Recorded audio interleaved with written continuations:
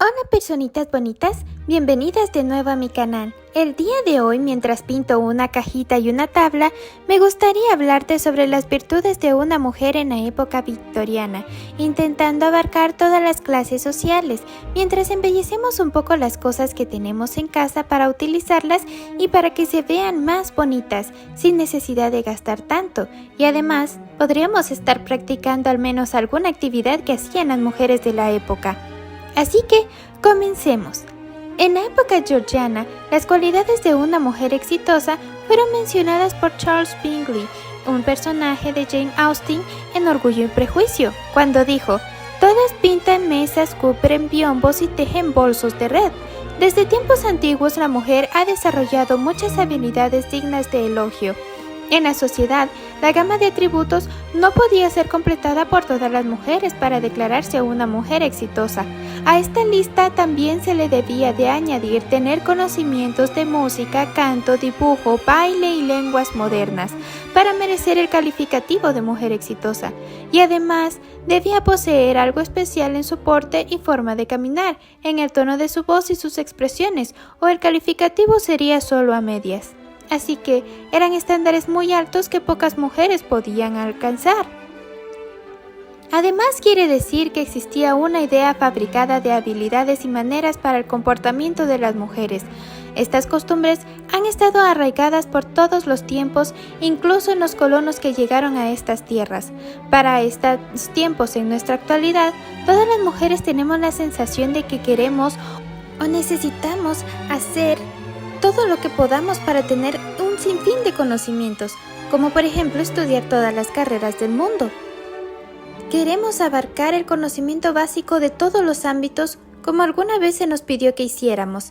A veces, al ver las historias de antaño, soñamos con viajar en el tiempo, ser parte de ese mundo de vestidos largos y grandes protocolos que nos hacen soñar con el idilio de que pudiéramos ser mujeres de arte o de cambios interesantes de la época, perdernos en grandes bibliotecas y alzar la voz y aparecer en libros de historia que leemos o en las películas, que también tienen algunos tintes históricos. Estas representaciones reflejan algo de la vida de la época, pero no la totalidad de lo que se vivía. Las mujeres estaban atadas a muchos protocolos y se movían entre ellos para poder avanzar en las clases sociales y para poder tener una voz y ser representadas, pero no todas tenían las mismas normas ni las mismas oportunidades para coexistir en el mundo. Por ejemplo, a pesar de la aceptación de escuelas de arte para mujeres en el siglo XIX como inicio de estudios superiores, entre otras ramas, se seguía afinando habilidades femeninas que se consideraban durante la época de georgiana y seguidas luego en la época victoriana como las virtudes que debiera de tener una mujer para alcanzar su desarrollo completo. También afirmaban que un conocimiento sin virtudes que se consideraban importantes para la época no servía de nada. Además, ¿todas las mujeres podían permitirse el estudio del arte o de cualquier otra disciplina? Lamentablemente no. Muchas de las historias que leemos se centran en una clase social alta, aunque con algunas limitaciones, como quizás se puedan ver en libros de Sentido y Sensibilidad, Mansfield Park, Mujercitas, Norte y Sur o Little Dorrit, entre otras novelas. Estas siguen desarrollándose en algunos círculos sociales altos o de clase media alta. Durante la era de industrialización nació la clase obrera. Las formas de vida de la mayoría de mujeres eran muy distintas a lo que leemos en estas obras, quizá mucho más duras de lo que imaginamos. Existían dos tipos de mundos, cada uno atado a cierto tipo de conductas a las mujeres en su tiempo, empezando por la clase media alta, que tenía rigurosas normas de conducta y protocolo a seguir, códigos de abanicos o de flores, como mencioné en mis antiguos videos sobre el lenguaje de las flores que puedes ver en el canal. Había todo un lenguaje de flores a regalar. Todo esto sería un embrollo para poder recordar. Es por eso que se crearon manuales de protocolo. Eran libritos en donde se mencionaba cómo debía actuar en la sociedad, qué tipos de conversaciones, conducta debía tener durante las visitas y cómo manejar un hogar, ya que a esto se resumía la figura femenina en su época en estas clases sociales. También me gustaría decir que, incluso aunque esta actividad era menospreciada, no es para menos. La base de nuestra sociedad es la familia. El sostenimiento siempre lo había dado el hombre, pero la estructura, la educación y el sostenimiento de la belleza del hogar lo daban las mujeres. En otras palabras, el pilar del fundamento de nuestra sociedad ha sido las mujeres, las madres, las que se encargaban de la crianza y de la creación en sí del hogar. Los futuros doctores, empresarios, políticos e inventores que cambiaron el mundo y las mujeres que fueron los pilares de la libertad fueron en un principio formados en hogares de las mujeres que se dedicaron a su mantenimiento y funcionamiento 24/7, cumpliendo con los estándares que siempre les habían exigido. Entre estos manuales de conducta de la época victoriana podemos mencionar The Woman's Ladies Book de 1830, que tocaba temas sobre la conducta y etiqueta para mujeres y jóvenes, sobre recreaciones elegantes y ejercicios y actividades. También está The Ladies Book of Etiquette and Manual Polities en 1860, etiqueta y conducta social para las mujeres, correspondencia, visita y conversación, y The Complete Home de 1879. Hablaba sobre la gestión del hogar, cocina y crianza de los hijos, consejos sobre la conducta y deberes de la mujer en el hogar. En este video nos centraremos en el primer libro, ya que en este encontramos las habilidades que una jovencita debía tener, temas sobre los que debía saber y conocer. Entre ellos se podía mencionar la conducta moral, conocimiento sobre flores, minerales, historia que se la llamaba conquista en la época, entomología, sobre aves, la higiene, el bordado, la escritura, pintura, música, baile, tiro con arco, equitación y ornamentación. El desarrollo mental siempre debió ser un conducto para el avance de la moralidad, para llenar a las mujeres y jóvenes de sabiduría y bien, para preparar su mente para trabajos y desafíos de la vida. Los logros, por deseables y atractivos que sean, deben considerarse siempre como objetos secundarios, en comparación con aquellas virtudes que conforman el carácter e influyen en el poder de la mujer en la sociedad. El hogar se ha llamado justamente su imperio, y es cierto que para ello es un círculo social sagrado en el que puede difundir la mayor felicidad terrenal o infligir la mayor miseria. Nunca es tan estrecho que no pueda emanar de él muchos rayos benignos para iluminar la vivienda vecina, y puede ser lo suficientemente amplio como dar luz a miles. Las virtudes de una mujer de rango y fortuna se extienden mucho más allá de la mansión que preside o de la cabaña que protege, por ejemplo, que ofrece de la manera más discreta y en las acciones más triviales, o a quienes le rodean y quienes están debajo de ella. Esto dice el libro que mencionamos al principio, The Woman's Ladies Book, que habla sobre las virtudes que debía tener la mujer en la época, las cuales te leeré a continuación, ya que se me hacen muy interesantes y poco mencionadas cuando intentamos explicar cuáles eran las conductas de la mujer en sociedad en esas épocas. Así que el libro continúa diciendo: al examinar su propia conducta, analizar sus motivos y corregir errores, reprimir las faltas a las que saben que son propensas y decidir cultivar las virtudes en las que han demostrado ser deficientes, es evidente que las mujeres, a todas las edades, son sumamente eficaces, pero más especialmente en esa feliz etapa de la vida, cuando los prejuicios y los hábitos no han hecho raíces profundas, cuando las pasiones son generalmente fáciles de controlar, mientras que la sensibilidad y los afectos del corazón y todos sus mejores impulsos se despiertan para ayudarnos en la tarea. Tal es la inclinación de nuestras disposiciones naturales hacia alguna modificación particular del bien o del mal, que resulta difícil ofrecer consejos sobre el manejo del temperamento y las inclinaciones a las jóvenes en general, como para que sean comprensibles para cada individuo en particular. No hay motivo para recomendar la gentileza a los tímidos, ni la valentía a los audaces, ni para inspirar emulación a los ambiciosos, ni recomendar la ingenuidad a los abiertos y sinceros. Sin embargo, nos aventuraremos a presentar a nuestros jóvenes lectores lo que podría llamarse una lista de virtudes, ninguna de las cuales puede prescindirse en el carácter femenino, ya que todas sin duda serán reclamadas en un momento u otro de su vida, como medio de seguridad para sí mismas y de beneficio para los demás, y que son exigidas positivamente por la religión que profesan como cristianas: la piedad, la integridad, la fortaleza, la caridad, la obediencia, la consideración, la sinceridad, la prudencia, la actividad y la alegría, con las disposiciones que ellas surgen y las cualidades amables que sugieren.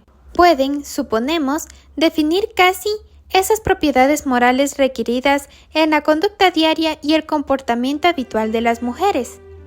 Este libro se extiende en el desarrollo de las virtudes y explicándolas para que las mujeres supieran cómo ser.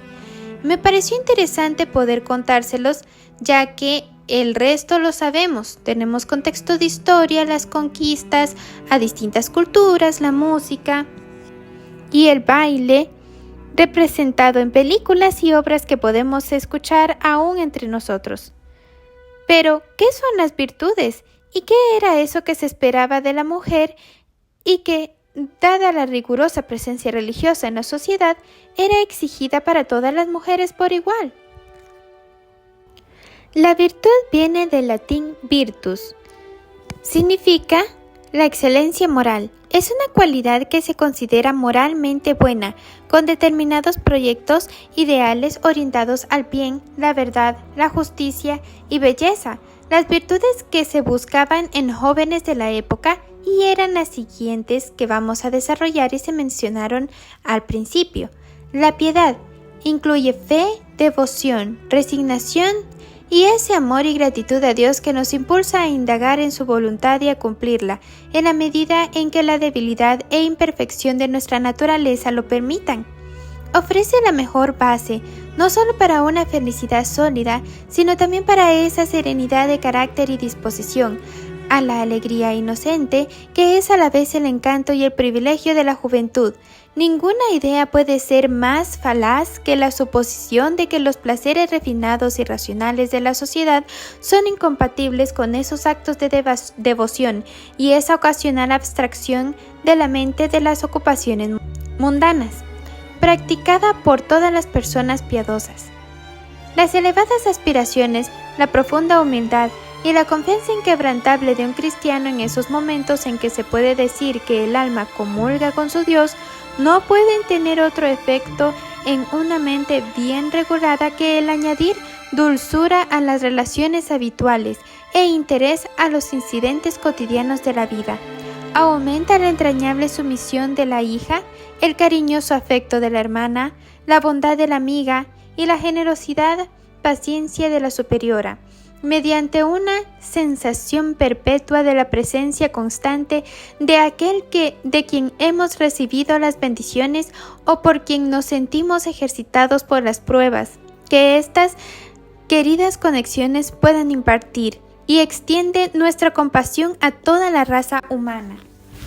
Recientemente tuve el placer de presenciar el profundo interés que dos amables hermanas mostraron por dos ramas más jóvenes de la familia en el periodo de su confirmación, y no olvidaré pronto la peculiar ternura, la viva atención con la que cada una de las partes contempló el resto del día. Un nuevo y santo lazo parecía añadirse a sus antiguos vínculos. Una dulce seriedad, de ninguna manera relacionada con la tristeza, se posó en el rostro de la menor. Mientras tanto, sonrisas como de bienvenida a nuevas bendiciones y mayores afectos iluminaban los rostros de las mayores, ambas aún menores de 19. Elegantes y distinguidas jóvenes que se movían en los círculos más selectos de la sociedad. Soy muy consciente de que todas las emociones exaltadas, por puras y exaltadas que sean, deben remitir, pero dejan, como la rosa, fragancia cuanto su flor se marchita, y tengo razón al creer que estas hermanas interpretaron juntas su siguiente dúo, idearon un vestido nuevo para su madre o se dedicaron a cualquiera de las ocupaciones cotidianas de la vida, con mayor cariño e interés, como consecuencia de la simpatía y los sentimientos devocionales que habían experimentado entre sí. La integridad es una virtud de gran alcance, incluye rectitud de intención, honestidad de acción, aversión al engaño y ese sentido de justicia que nos impide dañar a nuestros semejantes, no solo de palabra o de obra, sino incluso con pensamiento. El mundo carece de esa honestidad común de las que todos se avergonzarían de dudar. Por lo tanto, conviene que todos examinemos nuestras pretensiones de ser considerados personas de sólidos principios, y los jóvenes deberían examinarse detenidamente y dominar con determinación todas aquellas propensiones que atentan contra su propio sentido de rectitud.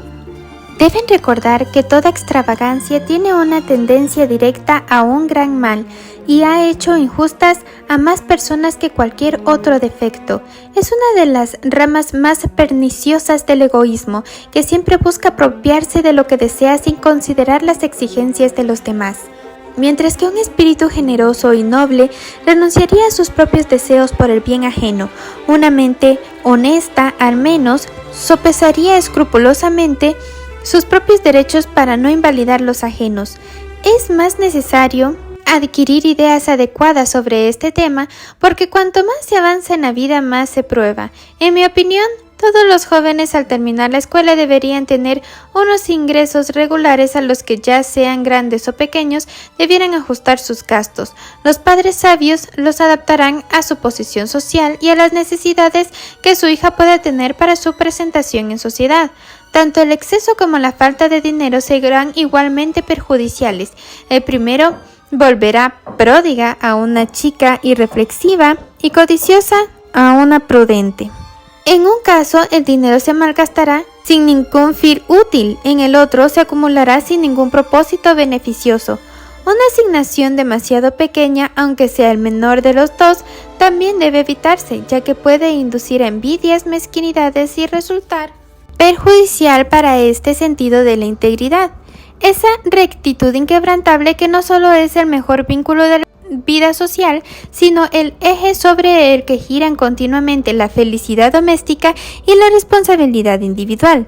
La fortaleza, al igual que la integridad, puede considerarse una de las virtudes más severas, pero no por ello es menos necesaria para el sexo débil, que así se decía en la época, ya que con menor fuerza física y menores oportunidades de mejorarla, ya sea mental o corporalmente, la mujer debe ejercer una gran resistencia, tanto activa como pasiva.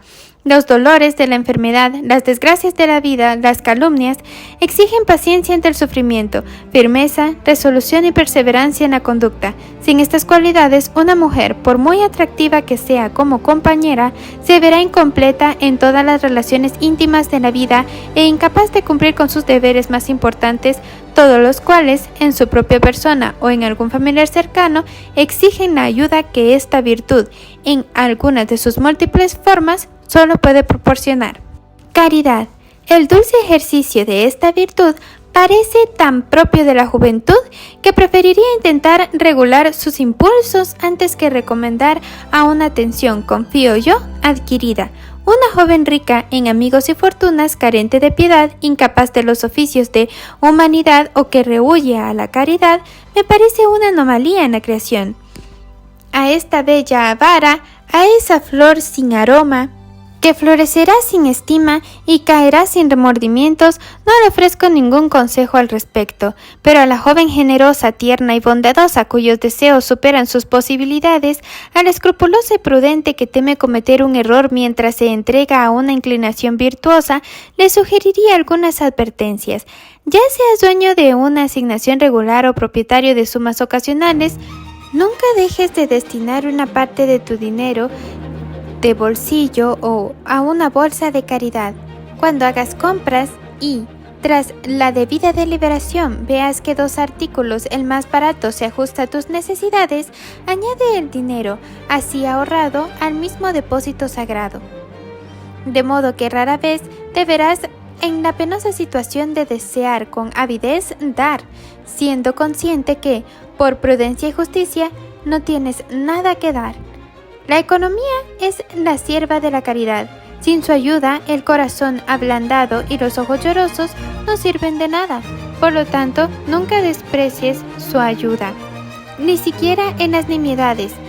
Pero, como se presentan casos tan acuciantes que exigen ayuda inmediata y mayor de la que la bolsa en cuestión puede proporcionar, a veces puedes usurpar sin culpa sus provisiones generales.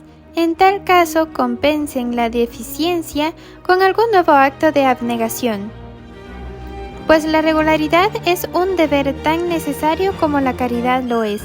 No olviden que la caridad tiene un significado mucho más amplio que la limosna: afabilidad en los modales, gentileza en el comportamiento, atención a las cortesías de la vida, compasión hacia todos los que sufren, sean altos o bajos, una interpretación amable de todas las palabras y acciones de nuestros semejantes, y paciencia o generoso perdón hacia quienes nos han afligido o herido. También son exigidos por esta virtud. La caridad es sufrida y es benigna. La caridad no tiene envidia. La caridad no se jacta de sí misma. Es el lenguaje del apóstol que se encuentra en Pablo, en Corintios 13, que mejor comprendió su naturaleza y centró sus cualidades de una forma tan conmovedora. La obediencia es tan exigida en el carácter femenino que muchos la han considerado la única virtud requerida en la mujer, como debe ser considerada por todos como tal en una niña. Si el hombre como guía y cabeza de la mujer fuera una criatura perfecta, esto sería indudablemente cierto, pero como ser responsable ante su Creador y dotado por él de razón, no se puede exigir sistemáticamente una obediencia incondicional e implícita a una criatura como ella, propensa a muchos errores. Sin embargo, es cierto que en cualquier situación de la vida en que se encuentre una mujer, desde la cuna a la tumba, se le exige un espíritu de obediencia y sumisión, flexibilidad de carácter y humildad mental. Y ni siquiera las más dotadas pueden abandonar el camino que les señala la costumbre, la naturaleza y la religión sin perjudicar su propio carácter. La modestia, que puede considerarse la virtud inherente y la gracia innata de la mujer, que se le puede exhortar a conservar, pero que rara vez se le puede adquirir, así que la obediencia en general le resulte fácil y habitual, especialmente en esta etapa de la vida en que está bajo el cuidado paternal y el yugo es suave y la carga ligera. Sin embargo, hay espíritus alegres y optimistas, mentes altivas y obstinadas, incluso entre el sexo débil, que no están mal dispuestas por lo demás, que consideran la obediencia una tarea difícil y están dispuestas a cuestionar la sabiduría o analizar los derechos de todos los que tienen autoridad sobre ellas. A estas personas se les recomendaría esta virtud como un deber religioso, si no pudieran someterse a ella como un servicio razonable. Yo les suplicaría, como mujeres llamadas al autocontrol y a la mansedumbre, que obedecieran por causa de la conciencia, en todos los casos en que la conciencia misma no les ordenara. Hasta aquí irás, pero no más allá. La consideración es de suma importancia en esta situación, donde la conducta de la mujer tiene su mayor utilidad y su más valiosa influencia. El ámbito doméstico combina la capacidad de reflexión con la bondad y ahorra muchas horas de ansiedad y trabajo tedioso al padre que piensa por ti, al maestro que te instruye, al sirviente que trabaja para ti. Es una virtud gentil y femenina, discreta en apariencia pero importante en sus efectos. La consideración puede prevenir o suplir felizmente las amenazas de una enfermedad incipiente, la ruina causada por gastos innecesarios o la probable consecuencia de una especulación ociosa, las tentaciones que podrían haber descarriado a un sirviente ignorante, las revelaciones que arruinarían a un conocido imprudente, la ayuda inmediata que puede salvar a una familia desdichada. Es la voz apacible y delicada que puede calmar la tempestad o dirigir el curso de los asuntos humanos mediante una acción a la vez suave, beneficiosa, poderosa y modesta. La sinceridad. Ha sido aclamada por el poeta como la primera de las virtudes y tiene la ventaja de ser, como la modestia, bastante común entre los jóvenes ingenuos, quienes no pueden haberse mezclado con el mundo hasta el punto de haber aprendido el engaño. Los niños rara vez son falsos, pero en algunos la timidez extrema produce este efecto. La falta de valor para reconocer sus faltas o revelar sus deseos los lleva a lograr, mediante la astucia, el poder de ocultar unas u procurar otras. Tal tendencia al error exige no poco cuidado por parte del instructor, y si sus esfuerzos no han logrado limpiar por completo el terreno, dañado por el exceso de su propia delicadeza que la joven produce diligentemente recuperar su propia estima, luchando contra todo lo que en su interior se relacione con el ocultamiento para que el engaño no se mezcle con la reserva.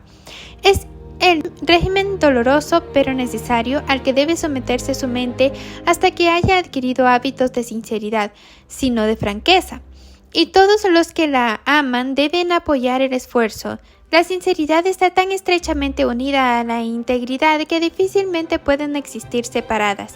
El amor a la verdad y la práctica de la justicia van de la mano. Si bien las consideramos virtudes encantadoras en su simplicidad, los veneramos como el majestuoso cimiento sobre el que se erigirá en el futuro una hermosa estructura. Pero si bien suplico encarecidamente a una clase de jóvenes que se vuelven sinceras, además de gentiles, ingenuas y mansas, no puedo dejar el tema sin aconsejar a esas mujeres francas y de corazón abierto que no son propensas al pecado del engaño, pero que en su desprecio por la adulación y su profesión de extraordinaria libertad son propensas a confundir la rudeza con la sinceridad. Ser brusco en la respuesta, rápido en la censura y severo en la amonestación no solo es poco femenino, impropio de una dama y como tal reprensible, sino que debe ser especialmente evitado por los jóvenes, porque no pueden esperar ser de utilidad a sus semejantes adoptando el carácter de reprendidores. A ellos más particularmente puede aplicarse el consejo de nuestro Señor: no juzguéis para que no seáis juzgados, pues rara vez son conscientes de cuánto el orgullo de sus corazones y la irritación de su temperamento pueden mezclarse con sus amonestaciones, pero deben estar seguros de que sus iguales en edad no los considerarán lo suficientemente sabios como para dirigir, y a sus mayores sin duda les parecerá una presunción intentarlo. Sin duda pueden surgir en la juventud y especialmente en la vida femenina ocasiones en las que la grave reprimenda severa en su juvenil majestad puede ser pronunciada por labios jóvenes y mirada por ojos jóvenes, de modo que se conviertan en defensores eficaces de la religión y la virtud, pero no es frecuente que surjan efectos beneficiosos de esta descripción en quienes se enorgullecen de hablar con franqueza. Estas personas pierden la capacidad de la reprimenda delicada o la desaprobación decisiva en las ocasiones extraordinarias que pueden presentarse al desperdiciar sus energías en temas triviales y manifestar la determinación de expresar sus opiniones apresuradas a expensas de la humildad, la caridad y la paciencia. Nunca olvidemos, mis queridos jóvenes amigos, que la respuesta suave calma la ira y que la misma palabra divina que mandó a muchos a resistir hasta la muerte por una gran causa, también mandó a sus seguidores a ser afables y corteses. En estos tiempos, en nuestro feliz y grato deber añadir esa cortesía de corazón, fruto de gracias cristianas, a esa pulcritud de modales que resulta de una comprensión sana y una mente controlada. La sinceridad más pura es compatible con ambas y debería ser objeto de solicitud para todos, ser igualmente rectos, consecuentes, amables y sinceros.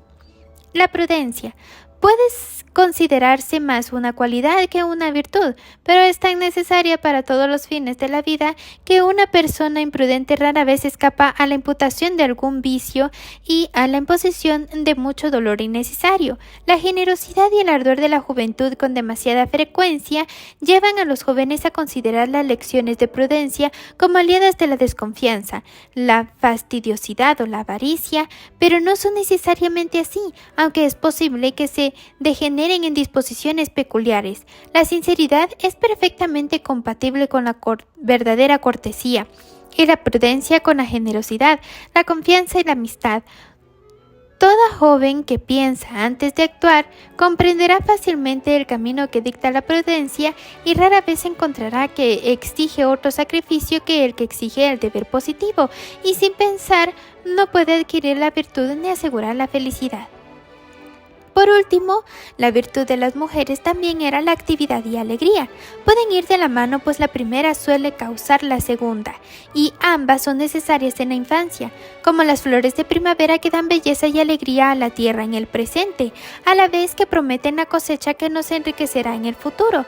La indolencia genera melancolía y acritud, e induce enfermedades que crean y agravan el mal, y resultan más perjudiciales para el carácter y la persona que la enfermedad misma. Todos hemos visto jóvenes amables pero afligidos que han soportado el confinamiento con alegría y el dolor con fortaleza, y por afecto a sus padres y amigos han conservado parte de su vitalidad y energía juvenil a través de días de cansancio y noches de sufrimiento, pero en apatía de la ociosidad y la languidez de la indiferencia, toda virtud perece y todo talento se le desvanece. Es mucho mejor tener demasiado entusiasmo, vivacidad y energía en la juventud que muy poco, pues la experiencia, el cuidado y el conocimiento corregirán la redundancia, pero es en verdad difícil incitar al esfuerzo a los insensibles o persuadir a los inertes y estúpidos para que cultiven el gusto y el intelecto.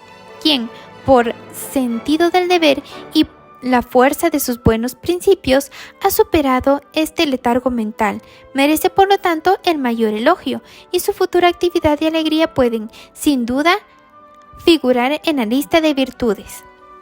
Esto era lo que muchas mujeres, tanto en la clase alta como en la clase media alta, consideraban virtudes y su definición a ellas. Al leer esto del libro de Young Lady's Book de 1830, las mujeres tenían un claro ejemplo de qué era lo que se esperaba de ellas, no solo como mujeres como tal, sino por los requerimientos sociales de una sociedad que se basaba en el cristianismo. Así que, cuando una mujer necesitaba saber cuáles eran las virtudes que un hombre buscaba para el matrimonio, ya que era el fin supremo de la mujer de la época, recurría mucho a estos libros. Pero, como mencioné al principio, era mayormente de la clase alta y la clase media alta.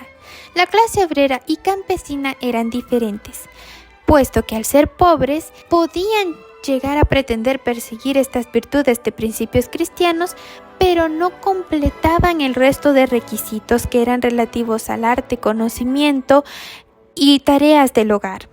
Esto se debe a que su entorno social era completamente diferente, ya que en la mayoría de hogares de la clase campesina y obrera era la mujer la encargada del sustento del hogar.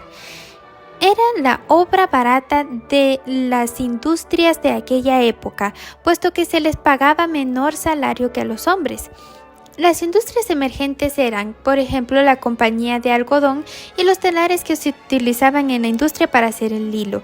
Las mujeres, junto con los niños de 12 años, que podían ser tanto hombres como mujeres, de 12 en adelante, eran los encargados de mantener el hogar, tanto en dinero como en las atenciones mismas que el hogar pedía, ya que la mayoría de los hombres de este estrato social eran adictos al juego y alcohol, y era necesario que las mujeres y los hijos mayores llevaran el sustento al hogar.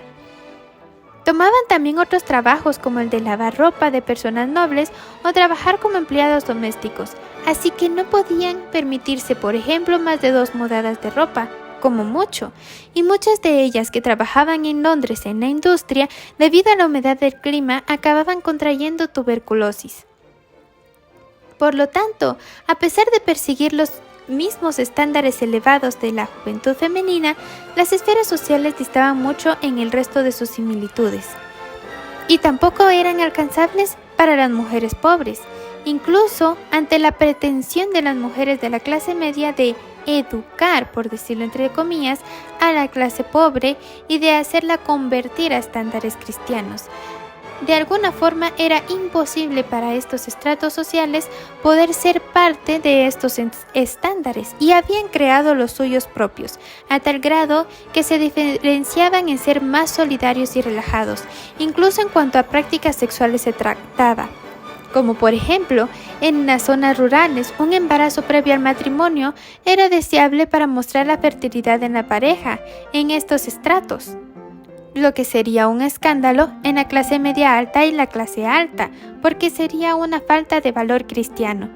Como puedes ver, todo dependía de la clase social en la que nos concentremos para saber cuál era el contexto histórico de la época, qué era lo que se pedía de la mujer, qué era lo que se exigía, aunque, en general, como se menciona en el libro, lo que más anhelaban de la mujer era absoluta obediencia al hombre debido a la desigualdad de poderes.